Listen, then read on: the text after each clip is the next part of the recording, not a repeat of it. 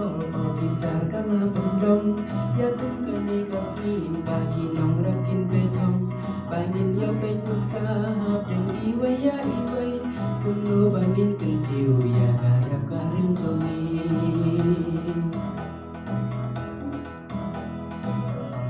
ikan punya kiway da cingki minang ngai impan kanya karep kum gakam kacang jongi Taman simple lilan tu min bangin tur sempran Bangin kiu bangin roy in sama barogi dia Ibyang sama yaki mentahakan kasih Hamtam eya ikong direktor bayi jongi Papi lawan pensit pensnang yang ikagani Cing don ringkat jongi kandai ay musim yangi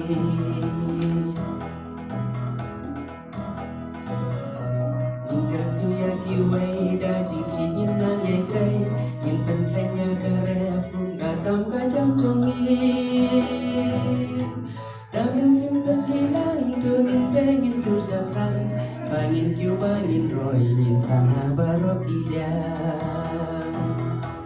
Haga inang salang kadeka kamram jongi Pankan kiu ya karep haga dong kathan jongi Dah lagi cat in yang om riban susong kliti Namar jing play si tom kan sa penong bưu yang ni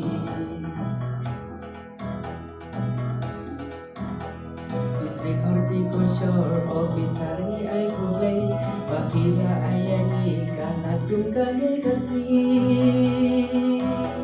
Nang ringin yo ang simbanin nang yang residom Dah lagi jontik cat yang yin kom ya Nhìn kersiu ya kiway da jingin in nang yai tray Nhìn ban kanya karep kum kakam kacam jongi